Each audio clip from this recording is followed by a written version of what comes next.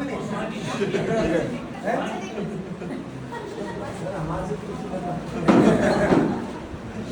हमारी नजर में अलग बोल की नजर में अलग होगा।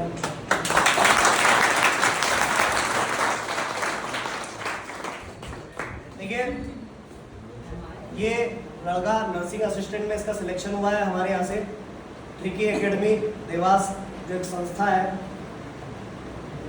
यह आप ही के बीच से गया हुआ लड़का है। एक चीज मैंने देखी है कि मजाक मस्ती माहौल ये बहुत ज़्यादा मायने रखता है। पढ़ाई की अगर हम बात करें पढ़ाई को लेकर तो हमको ऐसा लगता था कि लड़का पढ़ता नहीं है। यहाँ आता था क्लास में मजाक मस्ती भी होती थी, पढ़ाई भी होती थी, दोनों चीज़ों में इसने एफर्ट लगाया।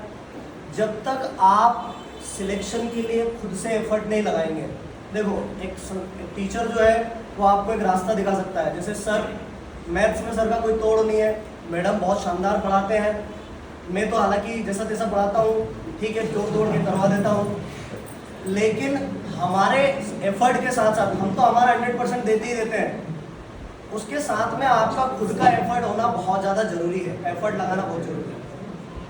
सेल्फ जो स्टडी होती है वो बहुत मायने रखती है। आप घर जाके रिवीजन कीजिए, आपको जो पढ़ाया जाता है वहाँ से डाउट्स निकलते हैं, डाउट्स आप यहाँ लेके आते हैं, उनका सॉल्यूशन होता है, वो चीज़ें आप कभी नहीं भूलते हैं। यहाँ पढ़ाने के बाद में जो पढ़ाई आपने घर की, अगर उसी चीज़ को आपने घर रिवाइज कर लिया तो आप कहीं से कहीं तक फेल नहीं हो पाएंगे कहीं ना कहीं। और एक चीज़ और देखिए कि केवल आर्मी वाला है तो केवल आर्मी से ही नहीं, सारे एग्जाम्स के फॉर्म है। हर चीज में देखिए कि किस तरह से क्वेश्चन की लैंग्वेज होती है, किस तरीके से क्वेश्चन पूछे जाते हैं, क्या उनका सिलेबस होता है, क्या लेवल होता है, ये हमको अलग अलग एग्जाम देने से पता चलता है, अलग अलग स्टडी मतलब पेपर्स के बारे में या अलग अलग एग्जाम्स के बारे में।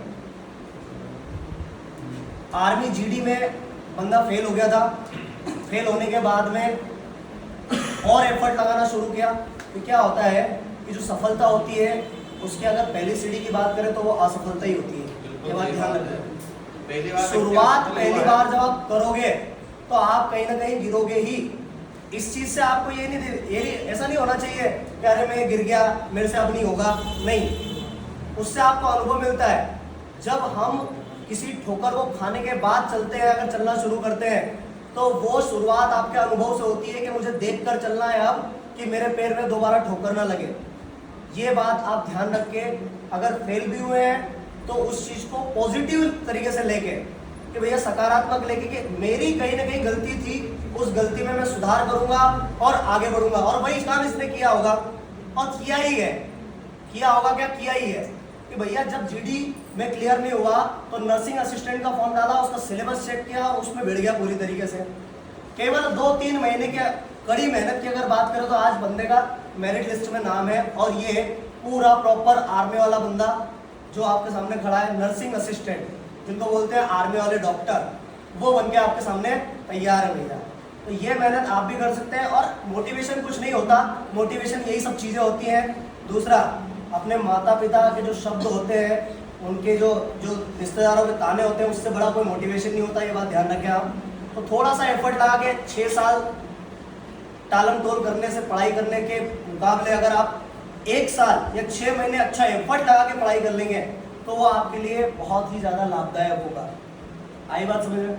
मैं आशा करता हूँ कि आप लोग समझ गए होंगे और हम बहुत बहुत बधाई देते हैं भाई को। जीवन में हमेशा हमको याद रखेंगे और खूब तरक्की करें, प्रमोशन वगैरह अच्छे से ले, अच्छे से वहाँ पे मेहनत करें और देश का नाम रोशन करें। और सबसे बड़ी बात मालूम, तुम लोगों को पूरे महू एरो से 14 या 15 लड़के सिलेक्ट हुए हैं। पूरे महू एरो तो मतलब कितने 7-8 जिले होंगे ना, कितने जिले? ज़्यादा जिले, 14-15 जिले हैं। देखो महू आरो में 14-15 जिले आते हैं, उसमें से एक हमारी क्लास से हमारे बीच का बंदा जो है सिलेक्ट होता है, बहुत बड़ी बात है। ये बताता है, ये दर्शाता है कि इसने किस लेवल की उसके लिए मेहनत की होगी। आई बात समझ में आप लोगों को?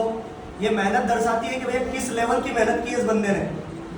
आई बात समझ में? तो ये एफर्ट आपको भी लगाना, ये सीखने की आवश्यकता है आपको किसी भी बंदे से। अब चाहे क्लास में मस्ती करें, बाहर मस्ती करें, एंटरटेनमेंट सब कुछ बहुत जरूरी होता है, सारी चीज़ें जरूरी होने के बाद में जिस चीज़ की आप तैयारी कर रहे हैं, जो लक्ष्य है आपका, उस लक्ष्य के प्रति फिर आप कितना एफर्ट लगाते हैं वो भी बहुत ज़्यादा मायने रखता है। आई बात समझ में आप लोगों को? मे भी आप लोगों को समझ में आया होगा। मैं आशा करता हूँ कि अगली बार आप यहाँ खड़े रहें और हम आपका इसी तरह से स्वागत करें। इसी के साथ बहुत बहुत धन्यवाद।